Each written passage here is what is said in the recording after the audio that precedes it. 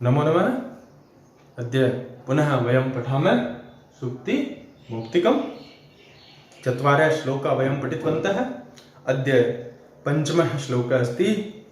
गुणेष्वेव हि कर्तव्य प्रयत्न पुरुषैः सदा गुणयुक्तो दरिद्रोऽपि नैश्वरैः गुणैः समः। गुणेषु एव हि कर्तव्य प्रयत्न पुरुषै सदा पुरुषै सदा सदा प्रतिदिनम पुरुषै पुरुषों द्वारा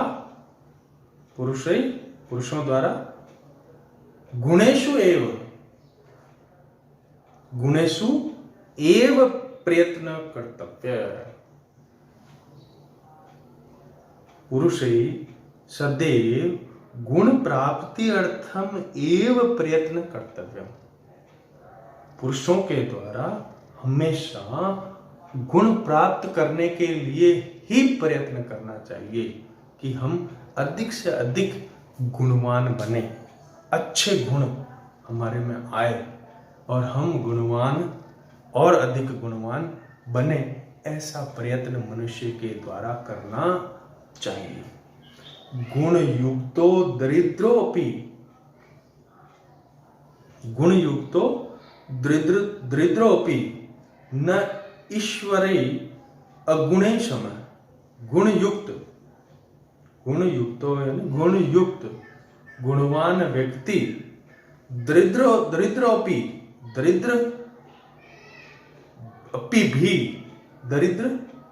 निर्धन भी नास्ति।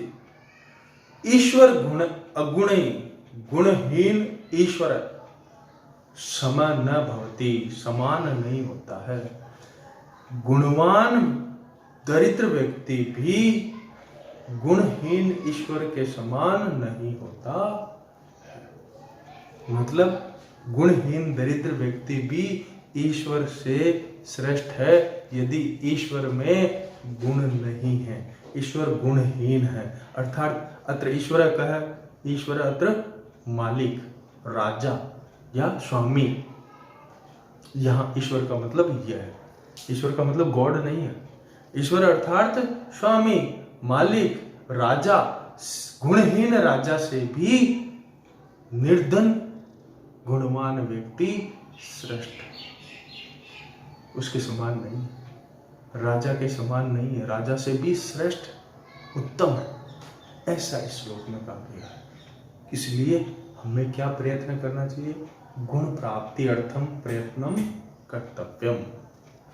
सदैव निरंतर किंचित गुण प्राप्ति अर्थम प्रयास कर्तव्यम। यतोहि गुणहीन व्यक्ति दरिद्र गुणवान व्यक्ति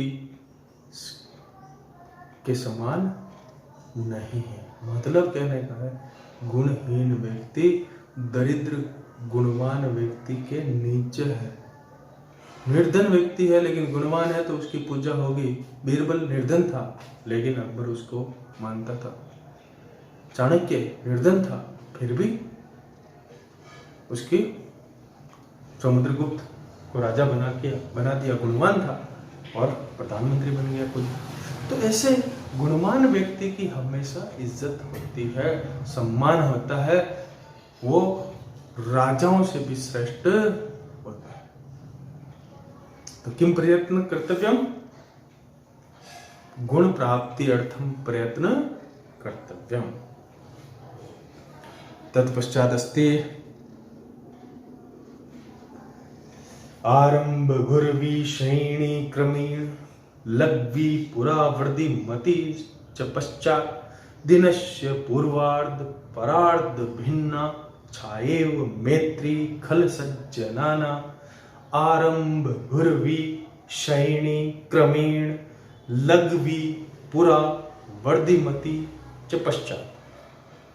अत्र आरंभ गुर्वी प्रारंभे दीर्घ भवति। शयने क्रमेण स्नेह स्नेह क्षयम गच्छति। लघ्वी पुरा आरंभे लघु भवति, वर्धिमति च पश्चात तत्पश्चात वर्धिम गच्छति।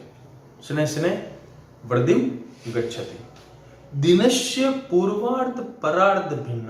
दिनस्य पूर्वार्ध, पूर्वार्ध अर्थात बिफोर नून, परार्ध अर्थात आफ्टरनून। भिन्न भिन्न भिन्न भवति। छायेव छायाएव, मैत्री मित्रता, खल सज्जनानाम, खल अर्थात दुष्टानाम, सज्जनानाम यानी सज्जनानाम। तो मित्रताया लक्षणम अत्र अस्ति। भवन्तः वृक्षम् अपश्यत्,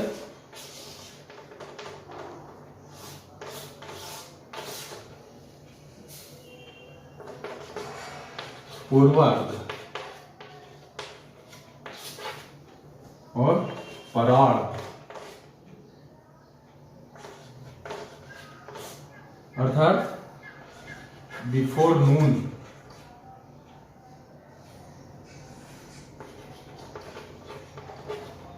और आफ्टर नून।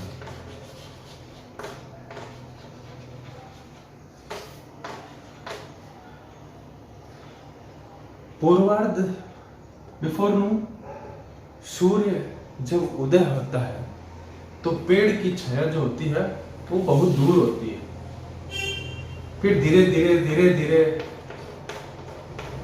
कहाँ आ जाती है, पेड़ के पास आ जाती है। और दोपहर के बाद फिर धीरे धीरे बढ़ती है। दोपहर में छाया बिल्कुल यहाँ आ जाती है, फिर धीरे धीरे बढ़ती है।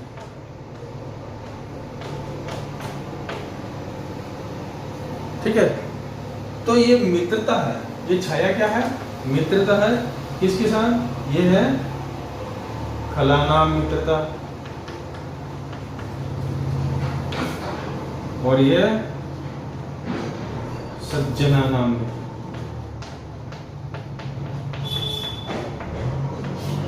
ये क्या है? मित्रता।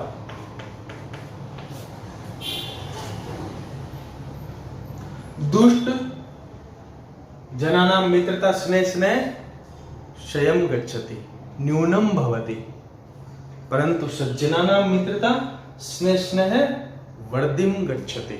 यथा दिनस्य पूर्वार्ध छाया स्नेह स्नेह क्षयम गच्छति, न्यूनम भवति, तथैव दुष्टानां मित्रता खलानां मित्रता अपि स्नेह स्नेह न्यूनम भवति, परंतु सज्जनानां मित्रता परार्ध दिनस्य परार्ध छाया इव स्नेह स्नेह वर्धिम गच्छति। ऐसे श्लोकस्य अर्थः अस्ति कि दिन के पूर्व और परार्ध, दिन के पहले पेड़ की जो छाया होती है वो कौन सी कहाँ होती है? आरंभ घुरवी बड़ी होती है, धीरे धीरे छोटी होती जाती है। वैसे ही दुष्टों की मित्रता स्टार्टिंग में खूब गहरी होती है, फिर धीरे धीरे कम होती जाती है। फिर सज्जनों की मित्रता पहले कम होती है, जैसे परार्ध छाया हो, दिन के बाद दोपहर के बाद की जो छाया होती है वो धीरे धीरे बढ़ती है। वैसे ही दुष्टों की मित्रता सज्जनों की मित्रता धीरे धीरे बढ़ती है। आरंभ घुरवी शयने क्रमेण, आरंभ में बड़ी होती है, गहरी होती है और धीरे धीरे कम हो जाती है। लघ्वी पुरा वर्धिमति च पश्चात, पहले छोटी होती है और फिर धीरे धीरे बढ़ती जाती है। तो पहले और दूसरे लाइन का अर्थ, पहले लाइन दुष्टों की मित्रता, दूसरी लाइन सज्जनों की मित्रता। दिनस्य पूर्वार्ध परार्ध भिन्ना, दिन के आधे पहले आधे भाग और बाद के आधे भाग की छाया के समान मैत्री मित्रता खल सज्जना नाम दुष्टों की और सज्जनों की भिन्न भिन्न होती है। बात समझ में आई? दिनस्य पूर्वार्ध परार्ध भिन्ना, दिन के पहले और बाद के भाग में जो छाया की भिन्नता होती है, वैसे ही सज्जनों और दुष्टों की मित्रता भिन्न भिन्न होती है। दुष्टों की मित्रता मिलते ही हो जाती है, गहरी दोस्ती हो जाती है, और कुछ दिनों बाद धीरे धीरे समाप्त हो जाती है। और सज्जनों की मित्रता पहले थोड़ी थोड़ी होती है, धीरे धीरे धीरे धीरे वो मित्रता घनिष्ठ होती जाती है, और लंबे समय तक उनकी मित्रता चलती है। तो आरंभ गुरवी शयनी क्रमेण लघवी पुरा वर्धि मति च पश्चात दिनस्य पूर्वार्ध परार्ध भिन्न छाएव मैत्री खल सज्जना नाम। ये जो दुष्टों और सज्जनों की मित्रता है वो पेड़ की छाया के समान है, जो दिन के पूर्व भाग में कम होती है और बाद के भाग में ज्यादा होती है। अग्रिम श्लोक है, यत्रापि कुत्रापि गता भवेयु हंसा महिम मंडल मंडनाय हानिस्तु तेषां हि सरोवराणा येषां मरालय सविप्रयोग। यत्र कुत्र यत्रपि कुत्रपि यत्र कुत्रपि गता भवेयु, गतः भवेयु अगच्छत्, हंसा हंस, मही मंडल मंडनाय, मही पृथ्वी,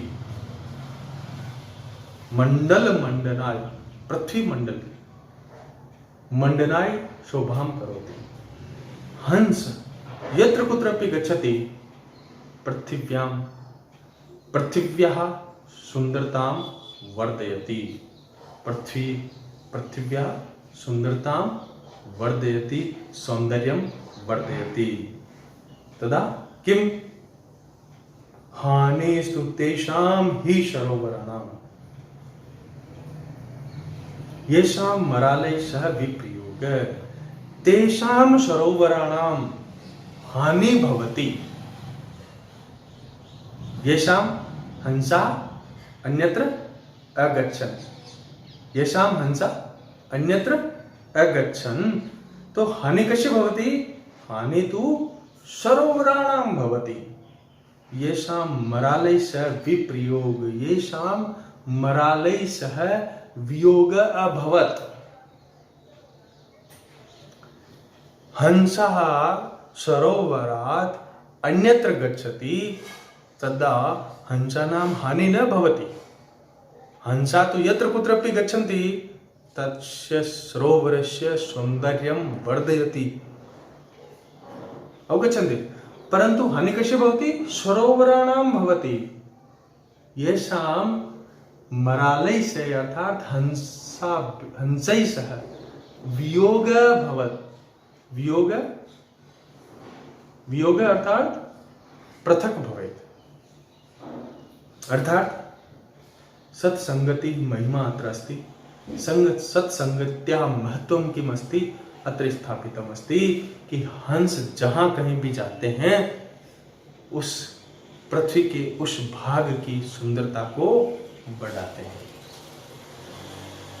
हानिस्तु तेषां सरोवराणां, उन सरोवरों की हानि होती है जिनका हंसों के साथ वियोग हो गया है, यानी हंस जिनको छोड़ करके चले गए हैं, अब उन सरोवरों की सुंदरता नहीं रही। जिस सरोवर में हंस निवास करते हैं उसकी सुंदरता होती है, लेकिन हंस यदि उस तालाब को, उस सरोवर को, उस समुद्र को, उस नदी को छोड़ करके दूसरी जगह चले जाते हैं तो जहां जाते हैं उनकी सुंदरता तो बढ़ेगी। जहां पर भी जाएंगे, हंस कहाँ रहता है? पानी में रहता है, समुद्र में, नदी में, तालाब में रहेगा, तो जिस तालाब में भी वो रहेगा उसकी सुंदरता बढ़ेगी। लेकिन जिसको छोड़ के गया उसकी सुंदरता घटेगी। तो किसकी हानि हुई? नुकसान किसका हुआ? जिस सरोवर को हंस छोड़ करके गए हैं उस सरोवर को हानि होगी, और जिस सरोवर में हंस अब गए हैं उस सरोवर को लाभ होगा। कहने का मतलब है हंस क्या है? हंस एक प्रतीक है। हंस एक इंडिकेशन है गुणवान व्यक्तियों का। गुणवान व्यक्ति कहीं पे भी जाएंगे उस जगह के लोगों को ज्ञान प्रदान करेंगे, अच्छी चीजें सिखाएंगे। लेकिन हानि किसकी हो रही है? जिस जगह को वो छोड़ करके जा रहे हैं। तो जो हंसों के समान आपके मित्र हैं, हंसों के समान जो आपके चाहने वाले हैं, उनको आप अपने पास रखिए, उनसे आप अलग मत होइए, उनको अपने से अलग मत होने दीजिए, ताकि आपको उनका लाभ मिलता रहे, है ना। अच्छे लोगों के साथ रहने से अपनी भी इज्जत बढ़ती है, बुरे लोगों के साथ रहने से हमारी इज्जत भी कम रहती है। भले हम निर्धन हैं, किसी धनवान व्यक्ति के साथ रहेंगे तो हमारी इज्जत बढ़ेगी। भले ही हम अच्छे हैं और चोर के साथ रहेंगे, शराबी के साथ रहेंगे, नशेड़ी के साथ रहेंगे, है ना, गुंडे के साथ रहेंगे तो हमारी इज्जत खराब होगी। इसलिए अच्छे लोगों के, हंसों के समान जो लोग हैं, विवेक वाले, हंस विवेकी होता है, दूध और पानी को अलग करने की कला हंस में होती है, हंस समुद्र से मोती चुगता है ना। वैसे लोगों के साथ रहिए जिनके साथ रहने से हमारी सुंदरता बढ़ती है, हमारी इज्जत बढ़ती है, हमारा सम्मान बढ़ता है। गुणहीन लोगों के साथ रहने से कोई फायदा नहीं होने वाला है। तो ऐसे लोगों की सत्संगति करिए जो हंस के समान है।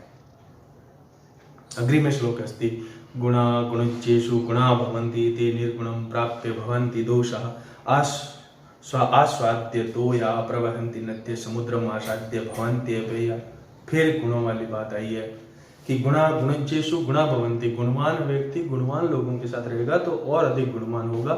ते निर्गुणम प्राप्य भवन्ति दोषा, वे यदि निर्गुण व्यक्ति के साथ रहेंगे तो उनके गुण दोष में बदल जाएंगे। आस्वाद्य तो या प्रवहन्ति नद्य, नदियों में स्वादिष्ट और पीने योग्य पानी रहता है, परंतु समुद्रम आसाद्य भवन्ति अपेया, समुद्र को प्राप्त होकर के वही पानी पीने योग्य नहीं रहता है। ये श्लोक आपकी 8th क्लास की बुक में आपने पढ़ा है, फिर भी मैंने वापस इसको बता दिया है। गुणा गुणज्येषु गुणा भवन्ति, गुणवान व्यक्ति यदा गुणज्य जनानां सह वसन्ति तदा अधिकम गुणवान भवति, परंतु निर्गुण व्यक्ति